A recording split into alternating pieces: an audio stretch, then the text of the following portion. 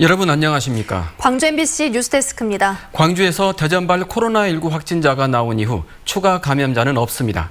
하지만 이 확진자와 접촉한 사람들이 아직 정확히 파악되지 않고 있습니다.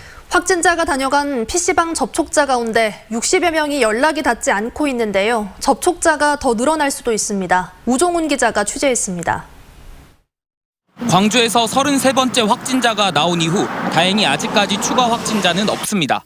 현재까지 접촉자에 대한 바이러스 검사 결과 부모를 포함해 모두 음성이 나왔습니다.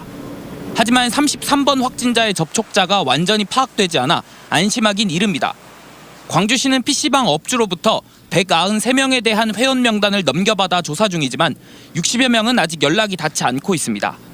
특히 이 중 28명은 회원 명부와 이름, 전화번호가 실제와 달라 신원조차 파악되지 않고 있습니다. 그러니까 정확한 인적사항이 안 나온다는 거죠. 그런 것들은 아마 경찰 조사를 통해서 아마 밝혀질 수 있을 거라고 생각이 듭니다. 더구나 193명이라는 PC방 접촉자 숫자도 더 늘어날 가능성이 있습니다. 광주시가 확보한 회원 명단에서 빠진 비회원 이용자들이 있을 수 있기 때문입니다.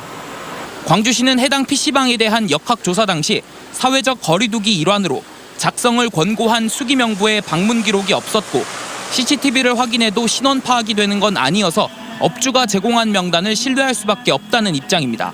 저희들이 만나서 확인이 안 돼요.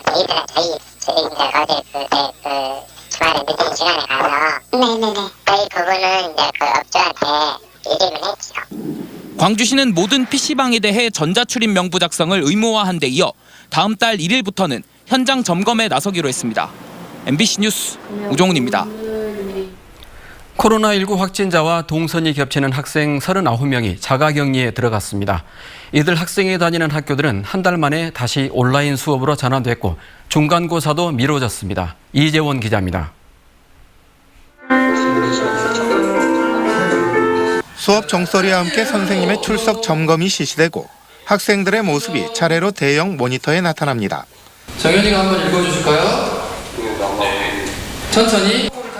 다음 순서는 온라인 클래스에 올려질 보건 수업, 1인 방송 제작 프로그램을 활용해 만들어지고 있습니다. 코로나19 확진자와 동선이 겹치면서 온라인 수업으로 전환한 초, 중, 고등학교는 모두 39곳. 수업 준비와 강의 녹화, 그리고 실시간 강의 등 선생님들의 업무는 그만큼 많아졌지만 학기 초와 같은 혼선은 없었습니다. 언제든지 다시 원격으로 돌아갈 수 있다라는 가능성을 이제 모든 선생님들이 인지를 하고 계시고 이제 그런 부분은 준비가 되었는데 이제 어떤 물리적인 공간, 예를 들면 강의를 제작할 수 있는 전용 스튜디오라든가. 이처럼 온라인 수업이 진행되고 있는 중고등학교 가운데 11곳에서 이번 주에 중간고사가 실시됩니다. 온라인 수업 기간만큼 시험 일정은 미뤄지지만 문제는 자가격리 학생입니다. 33번 확진자와 동선이 겹치는 학생 2명이 자가격리에 들어가고 능동 감시자로 분류된 중고생 37명이 2주 동안 격리에 들어가면서 중간고사를 치르지 못하는 경우가 발생할 수 있습니다. 이럴 경우 교육당국은 기말고사 성적으로 1학기 전체 성적을 평가해 불이익을 최대한 줄일 계획입니다. 연기된 평가 일정에 따라서 시험이 치러질 것이고 학생들에 대한 불이익은 최대한 막을 수 있도록 하겠습니다. 자가격리자인 경우에는 저희들이 평가 출석 매뉴얼에 의거하여서 100% 평가 인정이 되는 걸로. 또 중간고사와 기말고사를 모두 치르지 못할 경우 수행평가 등을 활용해 성적을 처리하기로 했습니다. MBC 뉴스 이재원입니다. 수도권과 대전 지역에서 방문 판매와 관련된 코로나19 확진자가 250명을 넘어섰습니다. 방문 판매 업체가 감염병 확산의 온상으로 인식되고 있지만 생활거리 수칙을 지키지 않는 안전 불감증은 여전합니다. 이다현 기자가 취재했습니다. 연세 지긋한 어르신들이 빼곡히 모여있는 한 방문 판매 업체. 판매자는 마스크도 쓰지 않은 채 노랫가락을 이어가고 흥겨움에 박수를 치는 참석자들에게 생활거리 수칙은 남의 얘기 같아 보입니다.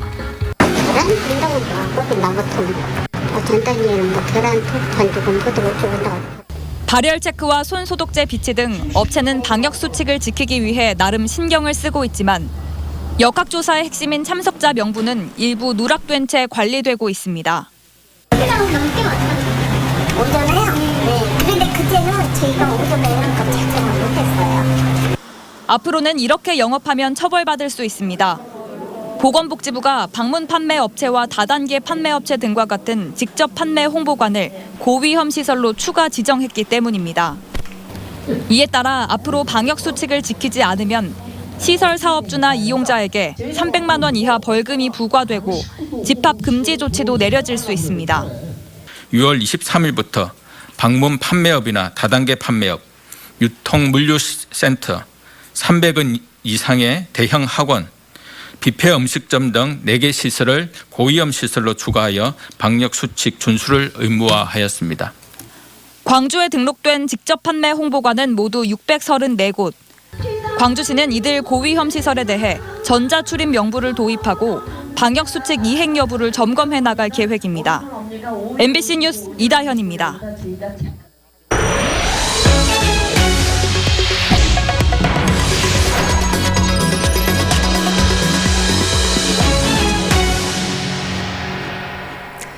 오늘 속개된 전두환 재판에는 5.18 당시 항공대장이 증인으로 출석했습니다.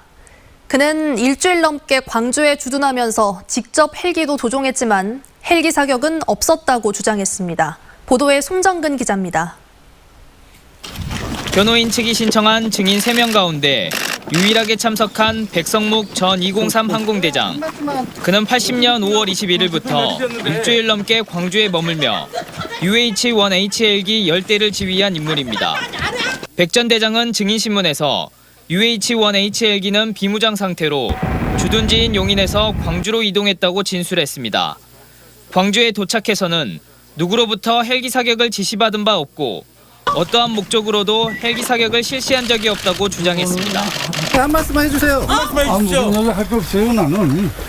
특히 헬기 사격이 아니면 설명이 안 된다고 밝힌 국가수 김동완 실장의 의견과 상반된 주장을 펼쳤습니다.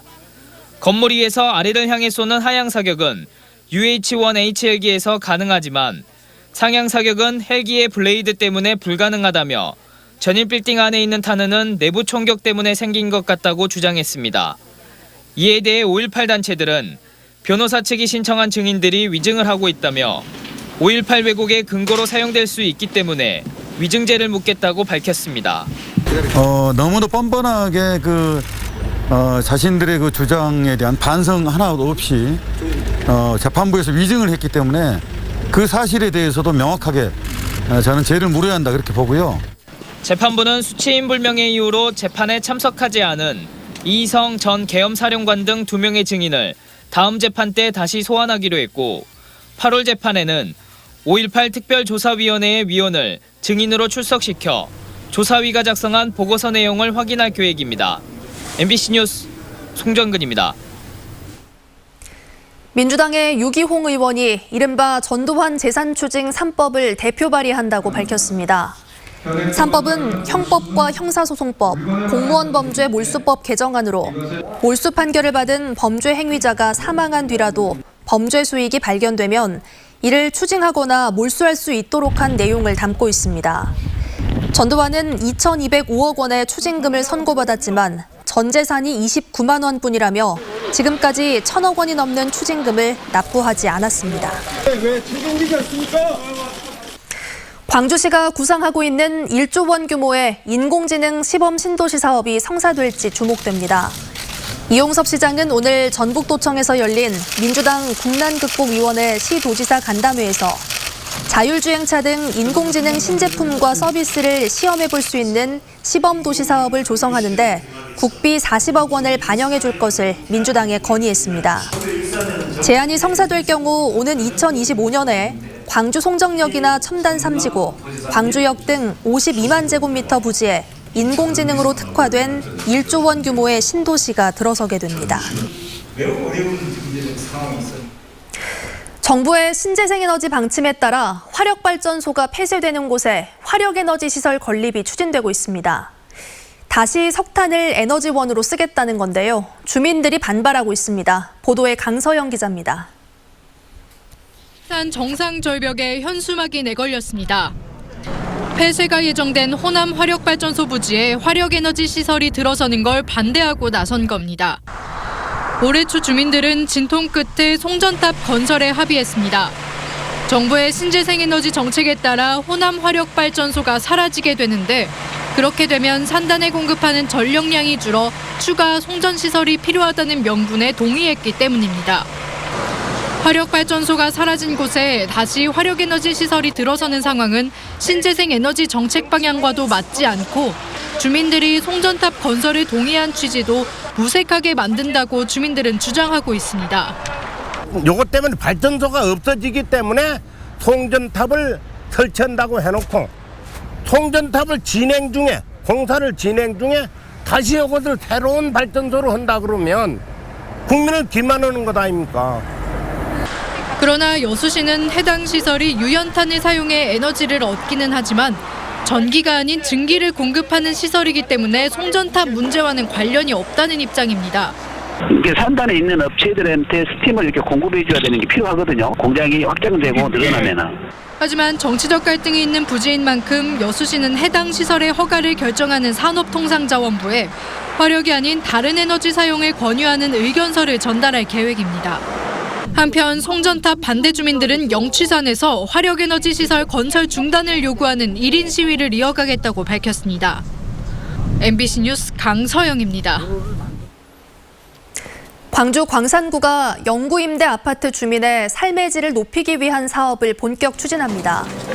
광산구는 한국토지주택공사 등 유관기관과 업무 협약을 맺고 늘행복 주치의와 늘행복 공동체 등의 프로젝트를 통해 영구임대의 고질적 문제였던 입주민의 공간적, 사회적 격리 현상을 해결할 계획입니다.